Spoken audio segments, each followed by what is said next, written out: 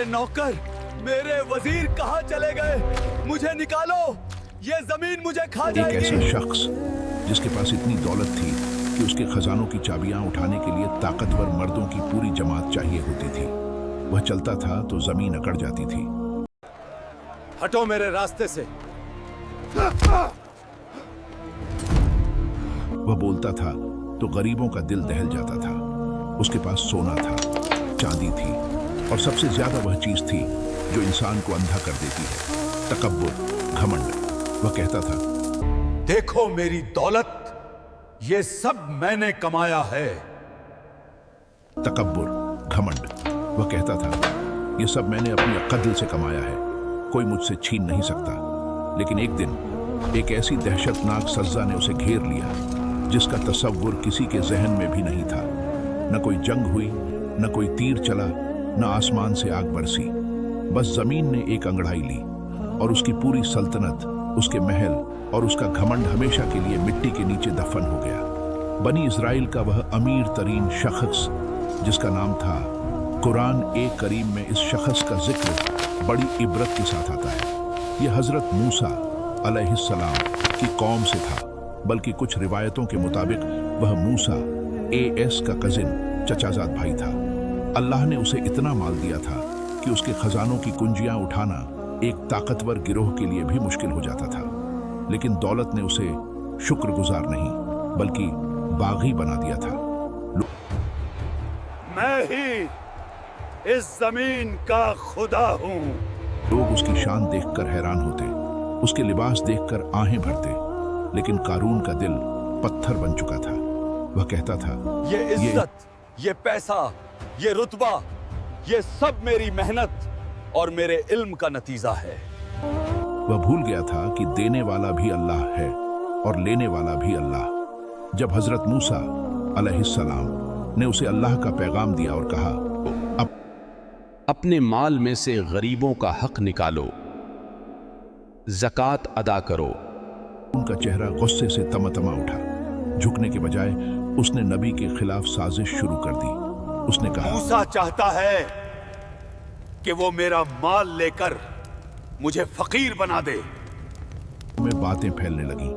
कुछ लोग कारून की दौलत देखकर कहते, काश हमें भी वैसा ही मिला होता जैसा कारून को मिला है। ये तो बड़ा नसीब वाला है। इनके पास इल्म था।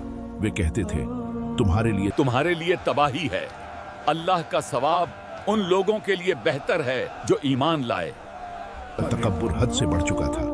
वह सिर्फ अमीर नहीं था, वह गरीबों का मजाक उड़ाता था और दीन का इनकार करता था। जिस वक्त वह अपने महल में बैठकर अपनी दौलत गिन रहा था, बाहर अल्लाह का अजाब उसका इंतजार कर रहा था। वह समझता था कि पैसा उसे मौत से बचा लेगा, लेकिन मौत तो उसके पैरों के नीचे से आने वाली थी। दोस्तों, आगे बढ़ने से पहले आज का सवाल, वह कौन से नबी हैं जिनकी कौम पर हवा, तेज आंधी का अजाब आया था? अपना जवाब कमेंट्स में लिखिए और जिन्होंने अभी तक सब्सक्राइब नहीं किया है वे सब्सक्राइब कर लें ताकि हमारी हिम्मत बढ़े और ऐसा कंटेंट आप तक पहुंचता रहे। जज़ाकल्लाह खैर, वापस चलते हैं कारून की तरफ। एक दिन कारून अपने पूरे लाव लश्कर, अपनी पूरी जीनत और शान और शौकत के साथ कौम के सामने निकला। यह कोई आम दिन नहीं था। वह अपनी ताकत की नुमाइश करने निकला था। सफेद घोड़ों पर सवार, कीमती लिबास पहने उसके आसपास नौकर और खादिम दौड़ रहे थे। लोगों की आंखें फटी रह गईं। दुनियादार लोग चिल्ला उठे, ऐ काश हमारे पास भी वही होता जो कारून के पास है। लेकिन हजरत मूसा अलैहिस्सलाम खामोश थे। उन्हें पता था कि यह चमक दमक धोखा है। कारून की नजरें आज आसमान की तरफ नहीं, अपनी जूतियों की तरफ थीं। उसे लगता था जमीन उसके बोझ से दब रही है, लेकिन उसे खबर नहीं थी कि आज जमीन उसे बर्दाश्त नहीं करेगी। अल्लाह के नबी मूसा ने उसे आखिरी बार समझाया, लेकिन कारून ने इनकार किया और अपनी हद पार कर दी। उसने नबी पर झूठा इल्जाम लगाने की कोशिश की ताकि लोग मूसा से दूर हो जाएं। हमें किसी तरह मूसा को हटाना होगा, इसको लोगों से दूर करना होगा, नहीं तो मुझे खतरा है। बस यही वह लम्हा था जब अल्लाह की गैरत जोश में आई। मूसा ने जमीन को हुक्म दिया और फिर वह मंजर देखा गया जिसने दिलों को हिला दिया। अचानक जमीन में थरथराहट हुई, महल हिलने लगे। कारून के पैरों के नीचे की मिट्टी नरम पड़ गई।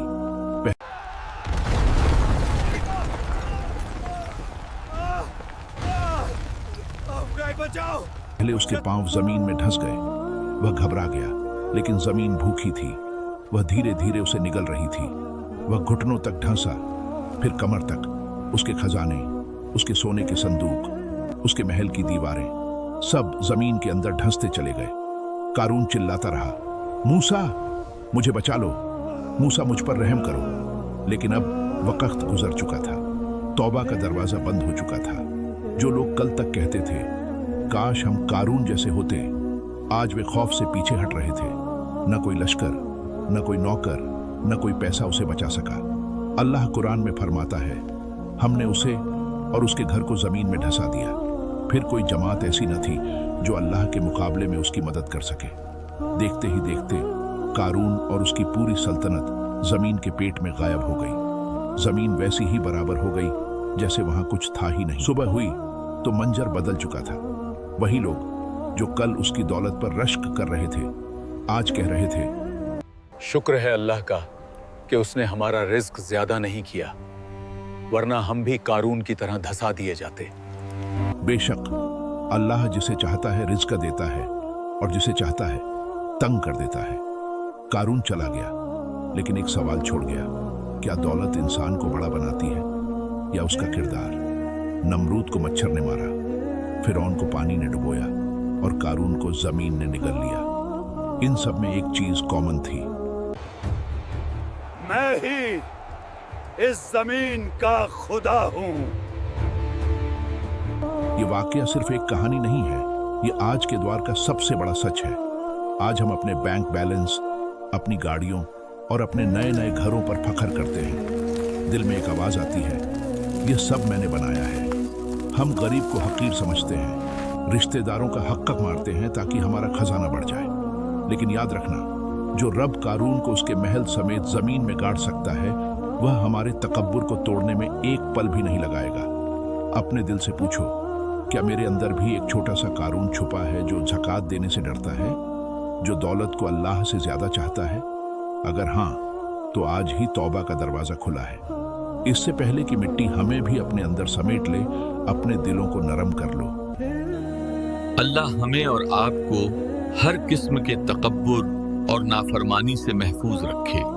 अगर आज की वीडियो ने आपके दिल पर असर किया है और आपको तारीख का ये खौफनाक मगर सबक आमूज पहलू समझ आया है, तो वीडियो को लाइक जरूर करें, कमेंट्स में सुभान अल्लाह लिखें या बताएं कि अगली वीडियो आप किस नबी या किस कौम पर देखना चाहते हैं। ऐसी ही सच्ची और ईमान अफरोज कहानियों के लिए चैनल को सब्सक्राइब करना और बेल आइकन दबाना मत भूलना, ताकि आलिम का ये सफर जारी रहे। मिलते हैं अगली वीडियो में, तब तक के लिए अल्लाह हाफिज।